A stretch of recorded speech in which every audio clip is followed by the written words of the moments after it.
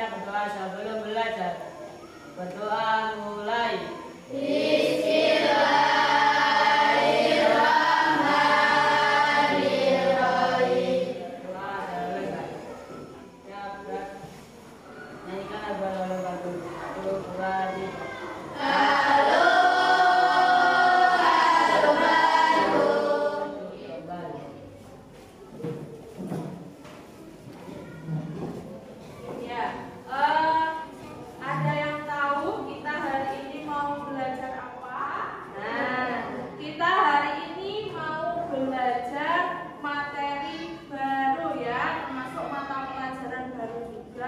Mungkin sampean belum pernah mendengar. Nah, hari ini Bu Ella akan menyampaikan agar kalian lebih tahu. Mata pelajaran apa? Kita hari ini akan belajar tentang mata pelajaran coding dan kecerdasan artifisial. Nah, terus sebelum masuk ke dalam pembelajaran, Bu Ella mau memutarkan satu video. Nah, bisa diperhatikan? Nah, ini video apa, Cak? Game apa ini? Labirin. Iya, labirin. Ada yang pernah bermain game ini? Pernah. Ada yang sudah pernah, ada yang belum. Nah, Cak, di dalam labirin ini tadi ada yang berlaku sebagai manusianya, ada juga yang berlaku sebagai monsternya, ya. Nah, di dalam permainan labirin ini kita akan mencari jalan keluar. Nah, ketika kita mencari jalan keluar, kita juga tidak boleh sampai bertemu apalagi menabrak monster. Ketika kita menabrak monster, berarti kita gagal atau game yang kita mainkan kalah, gitu ya. Nah, terus kita bermain game ini kira-kira di mana aja? Di handphone bisa, ya. Terus di mana lagi? Laptop bisa, komputer bisa. Nah, kira-kira ketika sampean bermain game ini, ya, apakah gamenya ini bisa berjalan dengan sendirinya? Tidak. Mereka akan bisa berjalan atau mengikuti perintah yang kalian berikan. Jadi semua aplikasi yang ada di HP, di laptop, di komputer, semuanya itu buatan manusia dan dengan perintah yang diberikan oleh manusia. Ya. Nah, perintah yang diberikan manusia terhadap komputer itu tadi namanya adalah coding. Untuk membuat coding kita harus punya satu dasar penting. Ya, dasar pentingnya apa? Nah, itu dia dasar yang akan kita pelajari hari ini. Apa Bu?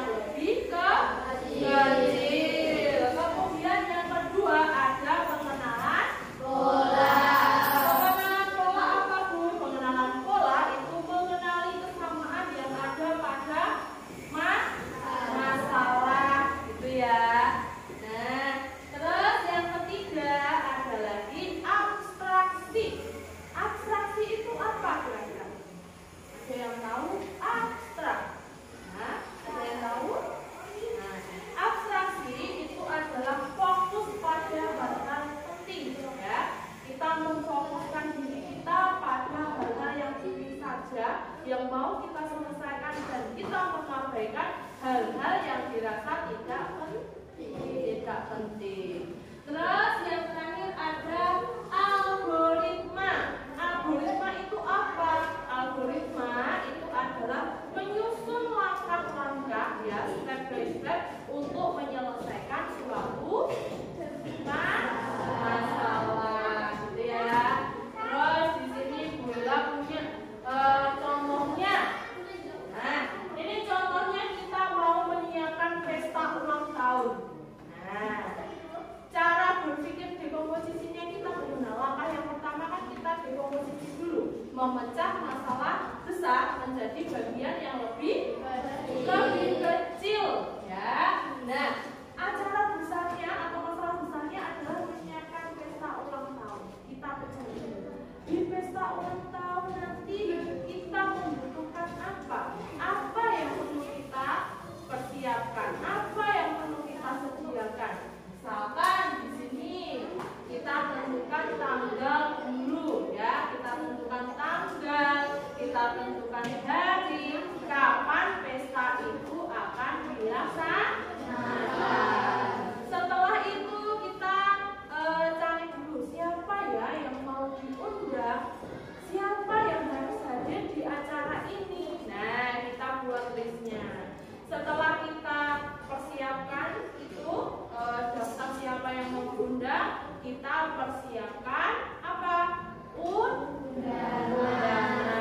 Kalau kita sudah mempersiapkan undangan, kita bisa menginjak ke menyiapkan daftar menu yang mau dihidangkan ketika acara berlangsung. Kemudian bisa juga kita menyusun kegiatan apa saja yang mau kita laksanakan, yang mau kita lakukan di acara tersebut. Itu namanya dekomposisi, memecah masalah besar menjadi bagian-bagian lebih kecil. Kira-kira kalau seperti itu lebih mudah atau tidak? Ya, lebih memudahkan, gitu ya. Terus selanjutnya ada lagi pengenalan pola barisan angka. Nah, kalian pasti sudah tidak asing dengan pola ini, terutama di mata pelajaran apa? Matematika. Ada di mata pelajaran matematika. Tapi kali ini kita tidak belajar matematika, kita tidak belajar berhitung, ya. Nah, contoh pengenalan pola seperti yang Bu Ella tampilkan di sini. Nah, coba perhatikan. Di sini ada angka 2, 4, 6, kemudian 8. Nah, pola yang kalian tentukan kira-kira pola yang seperti apa? Yang tahu? Ya, coba angkat tangan. Bahkan saya bisa. Coba angkat tangan. Nah, ini polanya bagaimana?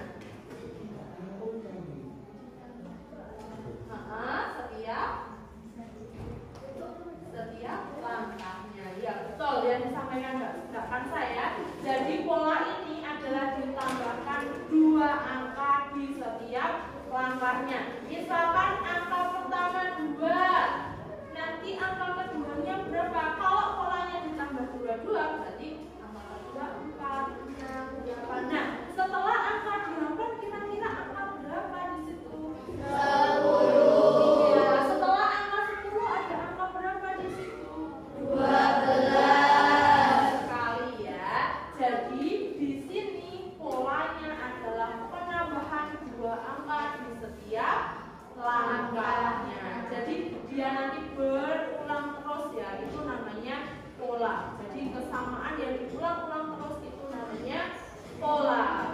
Nah, terus selanjutnya ini abstraksi. Abstraksi tadi apa? Memikirkan atau memfokuskan pada hal-hal yang penting. Kita mengabaikan hal-hal yang tidak penting. Contoh ketika kita menyusun jadwal kegiatannya kita, ya.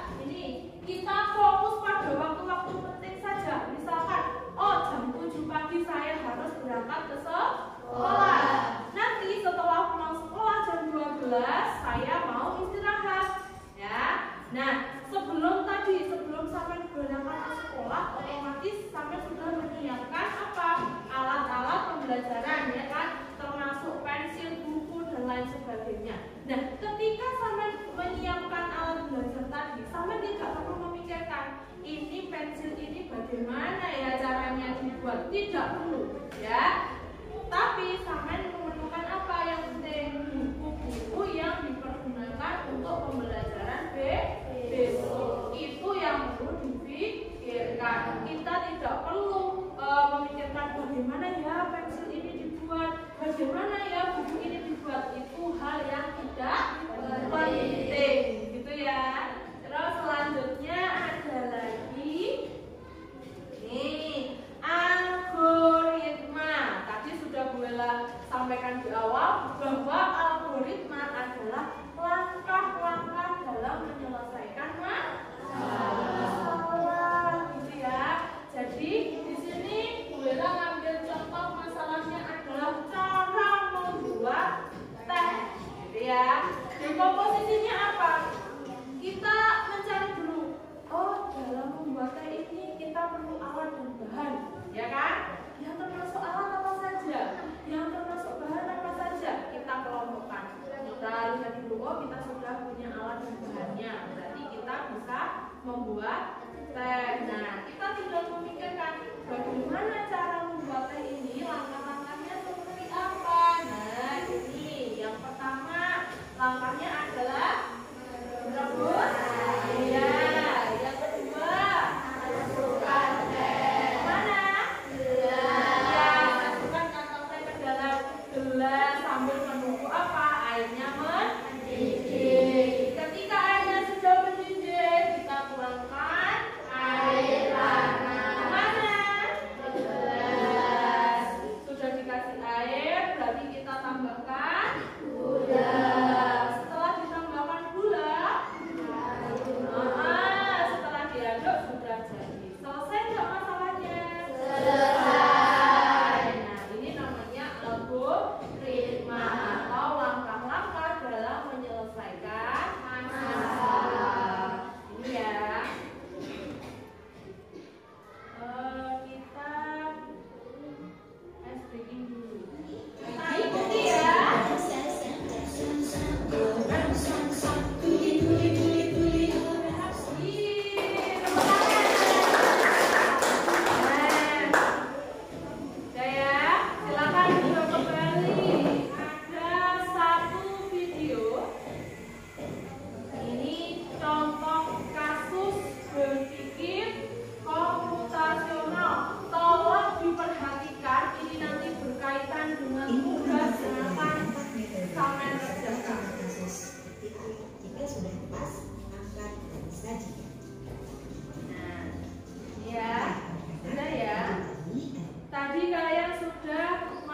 Beberapa contoh kasus ya tentang berpikir komputasional yang ada pada kehidupan sehari-hari atau mungkin yang sering kalian temui ya, yang sering kalian temui di rumah, di sekolah atau dimanapun. Nah, sekarang tugasnya kalian adalah mengerjakan ya atau membuat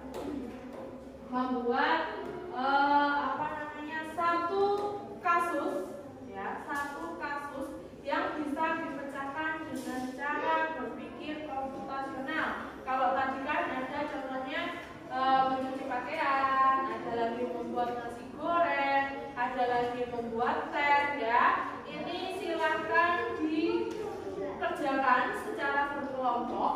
Satu kelompok membuat satu kasus ya. Satu kelompok membuat satu kasus dan nanti hasilnya silakan dipresentasikan maju ke depan. Ingat, di dalam berpikir komputasional itu ada 4 prinsip yang harus kita terapkan. Ada apa tadi? Dekomposisi, terus ya, ada 4 prinsip yang tidak boleh ditinggalkan. Nah, kelompoknya ini kelompok 1 dan ini kelompok 2. Silahkan kalian membuat satu kasus ya, satu kasus dan selesaikan dengan cara berpikir komputasional. Ayo, silakan mulai berdiskusi. Ayo, silakan tulis harapan. Ya, tadi ada banyak sekali contohnya. Ya, silakan. Ayo, cari masalah dulu. Tadi acara pesta ulang tahun itu bisa dijadikan masalah? Bisa. Cara pengolahan makanan bisa dijadikan masalah? Bisa. Gimana caranya? Silakan, boleh berdiskusi. Ayo, Darun. Silakan berdiskusi, merapat pertemuannya. Silakan, ayo. Kalau ada yang bingung bisa ditanyakan ya. Kalau masih ada yang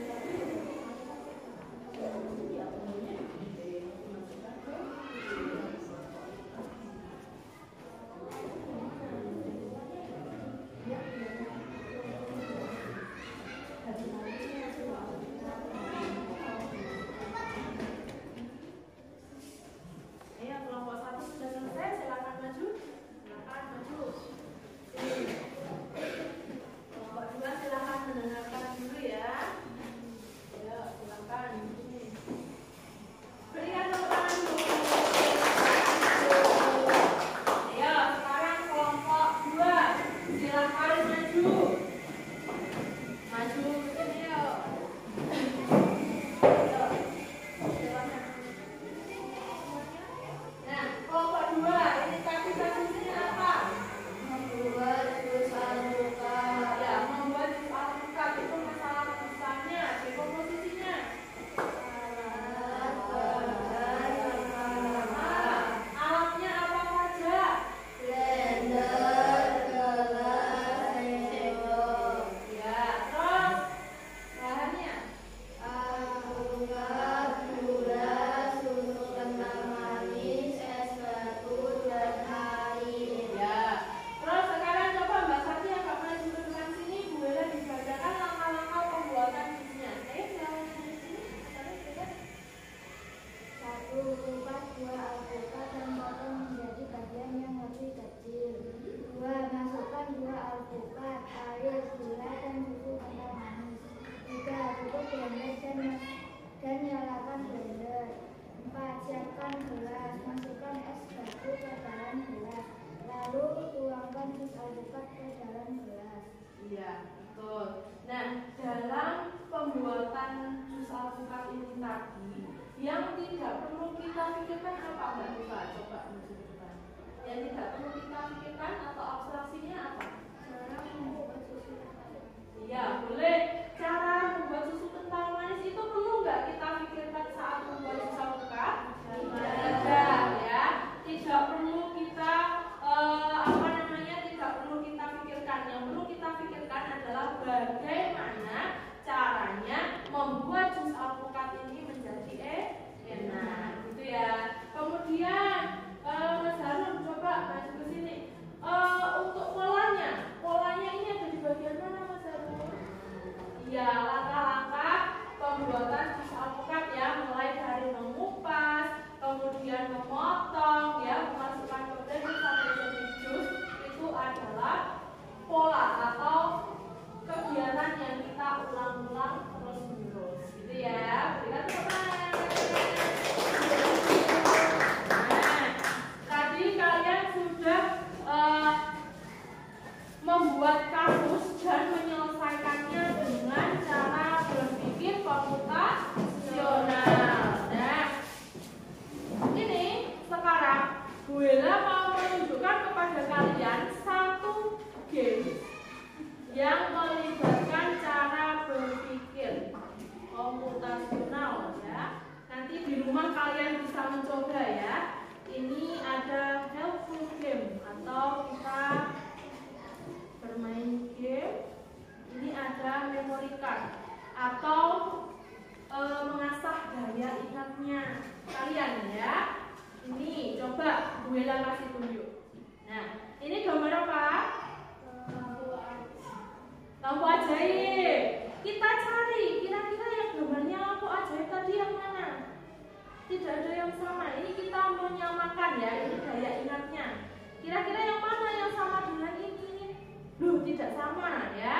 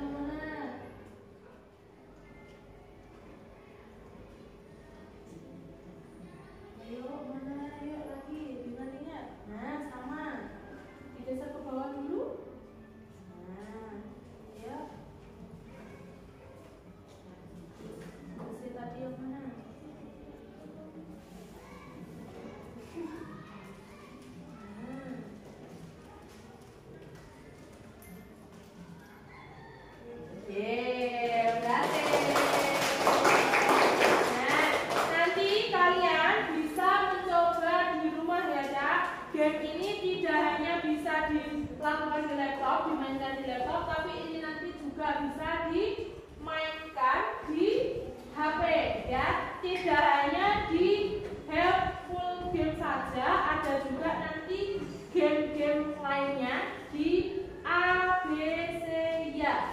Nah, ini nanti nih yang paling atas ya, yang Bu Ella tunjukkan. Nah, ini juga bisa kalian mainkan di rumah untuk mengasah cara berpikir komputasionalnya kalian ya. Jadi nanti di rumah silahkan HP-nya digunakan untuk mencoba game-game yang ini ya, yang Bu Ella tunjukkan tadi. Yang pertama tadi ada di helpful game, dan yang kedua ini namanya ABC ya. Ini nanti bisa dimainkan ya Cak, mulai dari usia 1 tahun, 8 tahun dan seterusnya. Ini mengasah cara berpikir komputasionalnya kalian, gitu ya. Nah, sebelum Bu Ella mengakhiri, ini ada tugas yang harus kalian kerjakan di rumah ya. Kita bahas untuk pertemuan selanjutnya ya. Karena berpikir komputasional ini nanti akan kita lanjutkan di pertemuan kedua ya. Ini Bu Ella bagikan dulu, ini nanti dikerjakan di rumah ya.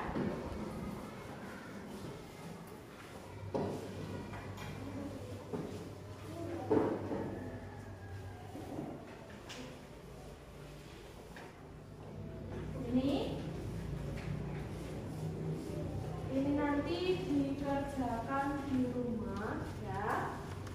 Kalau semisal nanti ada kesulitan, kalian bisa menghubungi Bu Ella. Nah, sebelum kita mengakhiri pembelajaran ini, Bu Ella ingin menanyakan ke kalian, apa yang kalian pelajari hari ini? Berpikir komputasional. Ya, berpikir komputasional. Selain itu apa lagi? Pengetahuan apa lagi yang kalian dapat selain berpikir komputasional? Apa tadi yang di awal kok? Coding. Nah, ingatnya coba tadi coding apa?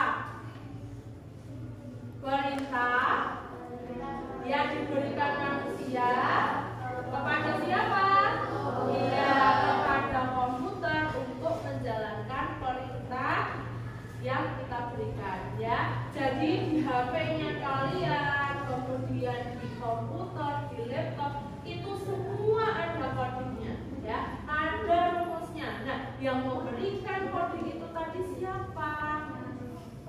Manusia ya. Jadi sebenarnya bukan kita yang berpikir seperti komputer, tapi komputer atau teknologi yang berpikir seolah-olah dia itu manusia. Kalian pernah nggak lihat ada di luar negeri ada robot-robot yang membantu menyelesaikan pekerjaan manusia, misalkan menyapu, mengepel dan lain sebagainya. Benar? Nah, itu robot dibuat dan diberikan coding oleh siapa? Ya oleh manusia, gitu ya. Nah, berpikir komputasional tadi prinsipnya ada berapa? Coba diingat-ingat lagi. 4. Yang pertama, posisi. Yang kedua, pengenalan pola. Yang ketiga, abstraksi. Yang keempat, algoritma. Mungkin hari ini pembelajaran kita sampai di sini dulu ya. Kita akan lanjutkan pada